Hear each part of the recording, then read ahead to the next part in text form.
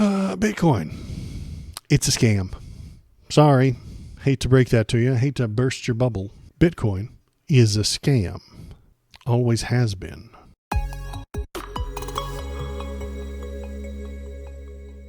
I would really like for the government not to spend $100 billion buying Bitcoin.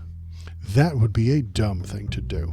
That would be a scam. Some stupid people have suggested a Bitcoin strategic reserve. How would that work? The strategic reserve is a stock of critical resource that can be released at a time of crisis or supply disruptions. Ooh.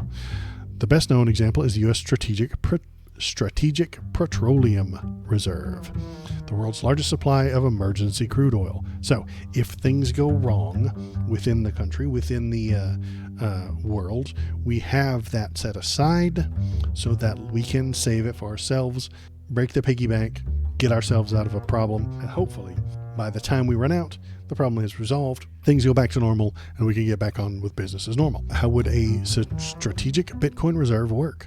Analysts and legal experts are divided on whether Trump could use his executive powers to create the reserve, or whether an act of Congress would be necessary. Some have argued Trump could create the reserve via an executive order directing the U.S. Treasury Exchange Stabilization Fund, which can be used to purchase or sell foreign currencies, to also hold Bitcoin. The reserve could include Bitcoin that the government has seized from criminal actors. That stands at about 200,000 tokens, worth $21 billion at the current price, according to the BitcoinTreasuries.net. But again, don't trust anything called BitcoinTreasuries.net. Don't trust anything with the word Bitcoin in it.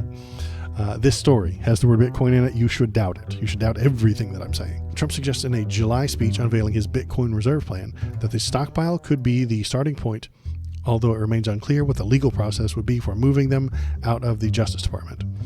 Trump has not said if the government would add to the stockpile by buying more Bitcoin in the open market. To do that, the government may have to issue debt, although some proponents of Bitcoin reserves say that the United States could sell some of its gold reserves and then use the proceeds to buy Bitcoin. Yes, yes, yes. Sell your gold and buy Bitcoin. I wonder who told them to do that. I wonder what super legitimate, completely neutral person told them sell their gold, buy Bitcoin.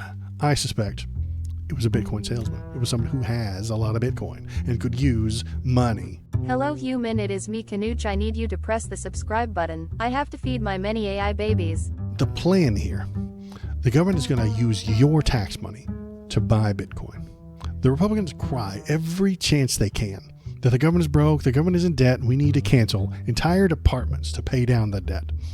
We need to abandon Social Security because it's just too expensive. The financial sky will fall if we vote for Medicare for all. I like that, it rhymes. The financial sky will fall if we vote for Medicare for all. It's kind of good. Won't somebody please think about the deficit, they say, wringing their hands. But they also want to buy 1 million Bitcoins for $100 billion. Why would they do this very risky thing? Well, there's two groups of people that want that. First, the dumbest think that crypto is just magic internet money. They've been tricked into thinking that we have to hold all the crypto or else China will. Dun, dun, dun. They don't know what a blockchain is, but they know they can't let China have it. And Bitcoin isn't a natural resource. They don't know any of this either. You don't take a team of roughnecks out to the remote part of the world, dig a hole, or bang on rocks with hammers until you have a cart full of Bitcoin and then ship them back to civilization in a tanker. All the Bitcoin mining has already been done.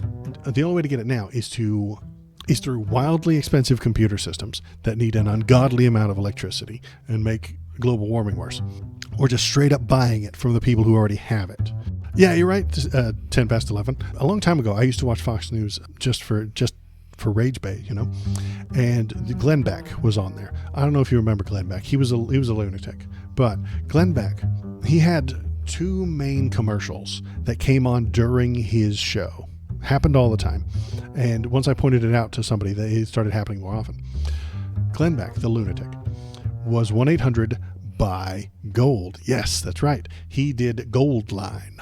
So the first commercial would come on, and it was, poor people, you don't need your gold. Sell us your chains, sell us your watches, sell us your rings.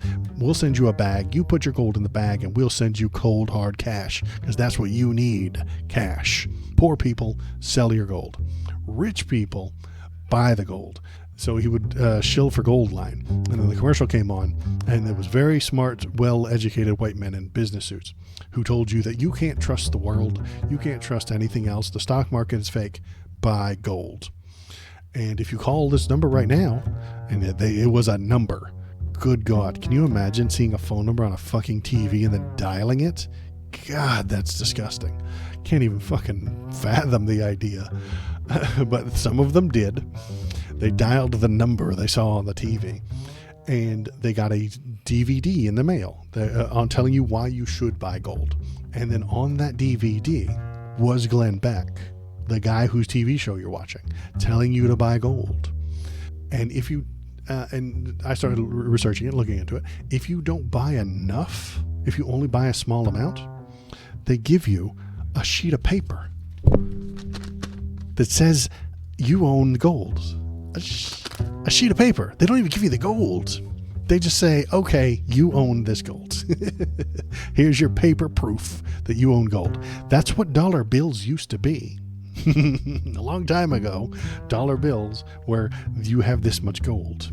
Anywho, so yeah, you remember those commercials? Yeah, they came on he was on the DVD. It was his TV show on the news channel. He told you to buy the gold. Then you ordered the DVD from the TV commercial. He was on the DVD telling you that you need to buy this gold. Then the trick about gold is, just like stocks, just like cryptocurrency, the price fluctuates. It can go high and it can go low.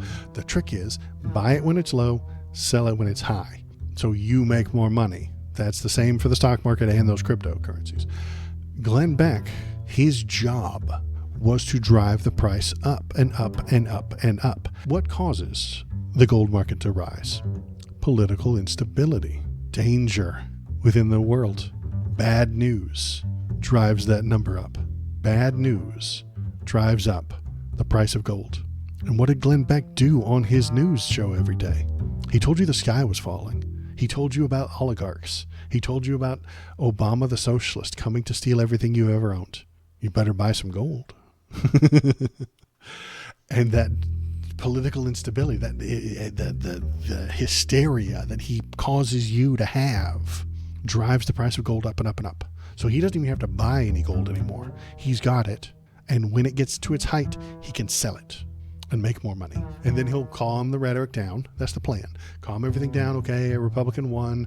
Everybody chill. Republicans are perfect and they're great and there's never anything going wrong and they're super wonderful. The price of gold goes down. He buys some more. And then when the Dems win, he raises the heat. He raises the temperature and screams about how awful it is. That is the world we live in now. That is now, forever, everything that everyone is doing everywhere who owns stock. Everybody who owns stock is doing exactly this. Fox News is doing this to make their stock portfolios go up and down whenever they want. The rich people are doing this. The richest of us, of the people, are buying news organizations, telling them what to say to control the markets. That's what Elon's doing. Elon is controlling the government, controlling the markets, controlling everything so that his investments go up instead of down. Those commercials were always on the most when gold was high. Yeah, the sell gold commercials were on when they were down. Yeah, exactly. They're controlling this shit. That's what's going to happen with the Bitcoins. That's why I don't like the Bitcoins. That is why I'm complaining about them right now. Pressing the thumbs up button will release chemicals in your human brain that will make you feel. Then there's the second group. I remember 10 minutes ago before I got off track and started ranting, that there were two groups of people. The second group of people pushing this Bitcoin bill are crypto salesmen. They have the crypto now. They control the price and the supply, and they will give it to the government for lots and lots of money. The bill that they've suggested would be government holding the coins for 20 years. Government-backed diamond hands. This locks them up and lowers the availability of all Bitcoins, making them more valuable artificially. The crypto bros will point out that the line is going up. They will be very excited. and then they will sell more to the government at the increased rate, making that number go up again until the drop happens. Just like all the other shitcoins you've ever heard about over the last year, the price will drop as all the biggest hodlers sell out and abandon the game. They will be richer, paid by your tax money. The government will be deeper in debt, holding a worthless asset. That is the actual plan. In the crypto game, you're either the grifter or the mark, the scammer or the scammed. The people who own the Bitcoin right now are trying to make the government the mark. It's called a rug pull. Absolutely right. Movers and shakers, baby. Yeah. If you're a real poor person, you can just settle for silver or colloidal silver from Alex Jones. Yeah. The silver tarts. Yeah. If you can't afford gold, buy silver. Silver tarts, we ride. That was a thing that I was around for. Oh, here's the photo I wanted to show you. Here it is. This is the Hawk-Tua coin. The Hawk-Tua girl. You remember her. Spit on that thing. Very, very funny. This is her coin that goes way up and everybody's excited, and then it crashes down. And then it continues down to almost nothing. This is where she owned it. This is where she started selling it. Then it collapsed, the rug being pulled out from under it. And this is what will happen to your government. This is what will happen to the American government if they get into Bitcoin. Bitcoin needs marks and grifters. That is how Bitcoin operates. You buy into it, then you find somebody else to buy you out at a higher rate. There's only two people: scammers and marks. You can start a mark. You can buy your way in there as a mark, and you can be like, oh man, okay, well, how do I use it? Oh, well, I have to trade it for money? What the hell? So you have to convince people that it's worth more than it actually is. You have to build it up, or you have to convince the government to start buying a bunch of it so that they will be the mark, so that you can sell out and not lose anything. And that won't even be the end. New grifters will come along and try and do the same thing. Litecoin, Dogecoin, Apecoin, Inuyasha coin, and the Hawk-Tua coin will all try to pull the same scam. They'll try and convince the government that the government needs to buy these coins, or else China's going to. China. You don't want China to own these coins. And if they do make money, they'll invent new coins and sell those to the government. They're going to have a rush. It's going to be a gold rush. So many coins are going to be created out of nothing and then sold to the government. Have you ever heard of the Cobra effect? I'm going to tell you a story. Story time. Listen up. Story time. The Cobra effect. Back when India was a British-owned colony or Commonwealth or something like that, I don't remember. Britain owned India. They were worried about the large number of cobras roaming around. So the British government put out a bounty. Very simple. Cash money for every dead cobra you bring in. And this worked at first. The people would go out, they would find, if you found one, you killed it and you got your money. If you went out into the forest and into the jungle and you found some, you'd kill them and you bring them in and you get paid. Now, problem. Some of you might even see where the problem lies. Smart guys started breeding the cobras. They'd catch them, put them in a cage, breed them, and then sell the babies to the government, keeping them in cages and selling the offspring while breeding even more, collecting the reward. It became their job. Their actual occupation was breeding snakes, killing them, and then selling them to the government. Once the British government realized this was happening, they immediately stopped offering a bounty, canceling the project outright. What does the snake farmer do now? Left with thousands of worthless snakes that they can't sell? They made the only fiscally sound choice that they could and just let them all out. They open the gates, they open the cages, and just let them all run wild. Now there are more snakes than when they started. The population has increased beyond what it was before. And they were actually honestly hoping that the increase in the snake population would bring back the bounty so they could keep doing this job. The point of the story is that government programs have to be well thought out by intelligent people to prepare for bad actors. I don't get the feeling when I listen to Republicans speak that they know what they're doing. I don't feel like they're making sound decisions based on well-tested ideas. No. They're just reacting from their gut, using their common sense and making hasty decisions. Haste makes waste. Hastily implemented snake bounty led to the unintended consequence of more snakes. And hastily implemented crypto policy will also lead to more snakes. I am I am the algorithm. Click on this video to make me happy. You wouldn't like me when I am angry.